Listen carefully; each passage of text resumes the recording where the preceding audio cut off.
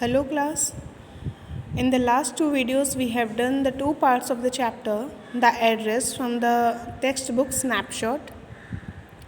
Okay हम लोग यहाँ पर थे कि नरेटर अब उस लेडी के घर पर है। लेडी जिसके घर वो आना चाहते थे या सेकंड टाइम वो आई थी, अब वो उनके घर पर हैं और वहाँ पर उनकी बेटी है जिन्होंने उनका वेलकम किया है। अब वो वहाँ पर उनके ड्राइंग रूम में बैठी है और जो उनकी बेटी है वो नरेटर को जो उसके आसपास एंटीक्स हैं उनको दिखा रही है। Now we will start the third and the last part of the chapter, the address. So let's start. We use it for everything, she said.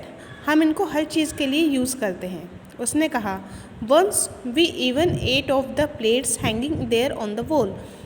एक बार तो हमने जो प्लेट दीवार पर टंगी हुई हैं उनमें भी खाना खाया है।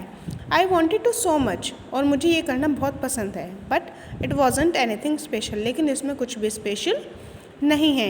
I had found the burn mark on the table cloth. मैं जो टेबल क्लॉथ था वहाँ पर उस पर जो जला हुआ निशान था, बर्न मार्क था, मैं उसको देखने लगी। The girl looked questioningly at me. जो गर्ल थी उसने मेरी तरफ मतलब ऐसे देखा कि जैसे कि वो मुझसे कोई क्वेश्चन पूछना चाह रही है, उसकी कोई क्वेरीज हो रिगार्डिंग कि वो उस बर्न मार्क को क्यों देख रही है। Yes I said, you get so used to touching all these lovely things in the house. हाँ बिल्कुल, क्योंकि तुम इन सब चीज़ों को छूने की आदी हो गई हो। तुम्हें इन सब चीज़ों को, इतनी प्यारी प्यारी जो चीज़ें हैं यहाँ पर एंटीक्स हैं, आप इन चीज़ों को रोज़ छूते हो तो आप इनके हैबिचुअल हो गए हो। You hardly look at them any more. तुम उनकी तरफ मुश्किल ही देखते हो। यू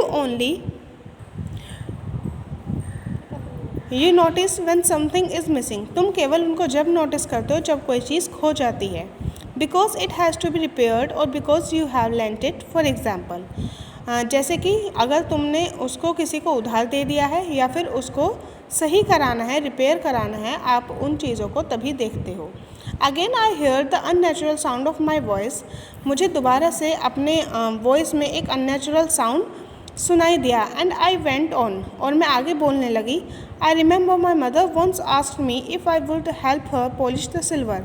मुझे याद है कि मैंने एक बार अपनी मदर से पूछा था कि क्या मैं उनकी जो सिल्वर कटलरी है उसको पॉलिश करने में क्या मैं उनकी हेल्प कर सकती हूँ।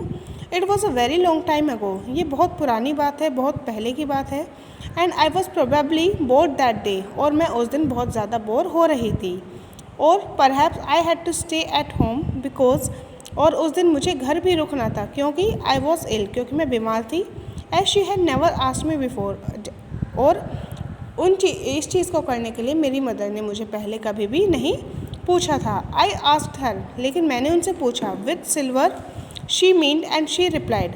कौन सा सिल्वर, मतलब कौन से बर्तन, उनका मतलब ये था, और उन्होंने रिप्लाई किया। सरप्राइज, वो सरप्राइज थी that it was the spoons, क्योंकि ये स्पून्स थी, फॉक थी और नाइफ थी।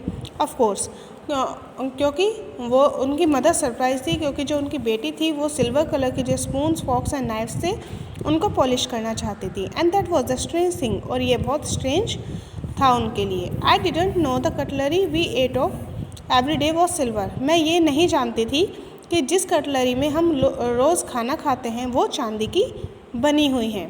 The girl laughed again. लड़की दोबारा से हंसी। I bet you don't know it is either. I looked intently at her.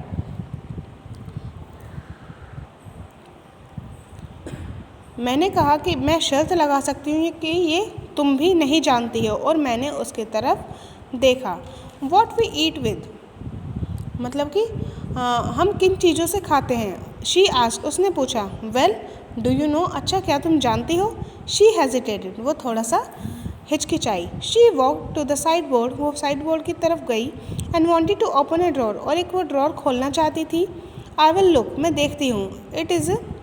It's in hair, वो चीज़ यहाँ पर है। आई जम्प्ड अप, मैं मतलब खड़ी हो गई। I was forgetting the time, मैं टाइम भूल रही थी। I must catch my train, मुझे अपनी ट्रेन पकड़नी है। She had her hand on the drawer. Don't you want to wait for my mother. उसका हाथ जो था वो ड्रॉर पर था क्योंकि वो उसको ओपन करने वाली थी। लेकिन उसने कहा कि क्या तुम मेरी मदर के लिए वेट नहीं करना चाहती? नो आई मस्ट गो, नहीं मुझे जाना होगा। I walk to the door, मैं डोर की तरफ गई। The girl pull the drawer open, और गर्ल ने वो ड्रॉर खोल दिया। I can find my own way, मैं अपना रास्ता खुद देख लूँगी। As I walk down the passage I hear the jingling of spoons and forks, जैसे ही मैं पैसेज की तरफ आई, मतलब आंगन की तरफ आई, तो मैंने स्पून्स की और फॉक्स की जो जिंगल करने की आवाज़ होती है, साउंड होती है, मैंने वो सुनी। At the corner of the road I looked up the name plate, फिर मैं बाहर जाकर रोड के कोने पर जाकर मैंने नेम प्लेट पर दोबारा देखा। Marconi street, it said. I had been at number 46, और मैं नंबर 46 पर ही थी। The address was correct, address correct था। But now I didn't want to remember it any more, लेकिन मैं अब इसको इससे ज़्यादा याद नहीं करना चाहती हूँ। I wouldn't go back there because the objects that are linked in your memory with the familiar life of former times instantly lose their value when served from them. You see them again in strange surroundings. I wouldn't go back. मैं अब वहाँ पर वापस नहीं जाऊँगी। क्यों?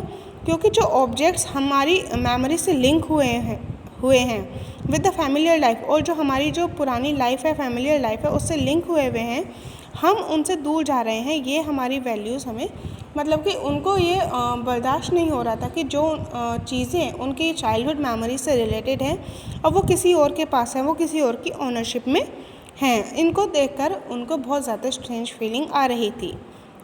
And what should I have done with them in a small rented room, और अब मैं उनके साथ कर भी क्या सकती हूँ जो कि एक छोटे से किराए के कमरे में रहते हैं। And where the shreds of black out paper still hung along the windows and no more than a handful of cutlery fitted in the narrow table drawer. It means कि अब मैं उनके साथ कर भी क्या सकती हूँ कि जो लोग एक रूम में जो कि किराए का है उसमें रहते हैं, अब उन चीज़ों ने उसकी वैल्यू खो दी है। मतलब कि जो चीज़ें मेरे लिए इतनी वैल्यू रखती थी, अब उस घर में जाकर मेरे लिए उन चीज़ों की इतनी वैल्यू नहीं रह गई हैं, और वो दोबारा से उसी जो स्ट्रेंज एनवायरनमेंट था वो उनकी तरफ जब हम देखते हैं तो उन्होंने क्या देखा था कि जो उनका किराए का छोटा सा कमरा था उसमें दीवार पर जो कागज़ लगे हुए थे, जो पेपर लगे हुए थे, अब वो काले पड़ चुके हैं, और जो विंडो पर अभी भी कुछ कांटे और कुछ फोक्स और स्पून्स अभी भी लटक रहे हैं। और वहाँ पर क्या है, एक छोटी सी मेज़ है जिसकी ड्रॉर वो वहाँ पर जो उनकी बेटी खोलने वाली थी वो वहाँ पर नैरो टेबल ड्रॉर है जिसमें कि वो सारी कटलरी फिट कर दी गई थी। I resolve to forget the address, अब मैं मैंने सोच लिया था कि अब मैं ये एड्रेस भूल जाऊँगी। Of all the things I had to forgot that would be the easiest, और अगर मैं ये सारी चीज़ें भूल जाऊँ तभी मेरी लाइफ ईजी हो सकेगी। तो अब ये क्या है कि अब वो अपनी मेमोरीज़ को भूलना चाहती है, जो भी उसकी चाइल्डहुड मेमोरीज से रिलेटेड थिंग्स हैं जो वो उसके लिए वैल्यू रखती थी, अब उनके घर में जाकर, मीन्स कि जहाँ पर मार्कोनी स्ट्रीट नंबर 46, जब वो एड्रेस पे गई तो उनको जो स्मॉल रेंटेड रूम था उसमें जाकर वो चीज़ें उसके लिए, नैरेटर के लिए, अब वो इतनी वैल्यू नहीं रखती हैं। ठीक है, तो अब वो इन चीज़ों को सबको भूलना चाहती है। तो this was the chapter the address. I think आपको समझ में आ गया होगा। If you have any problem then you can ask to me. Thanks for watching.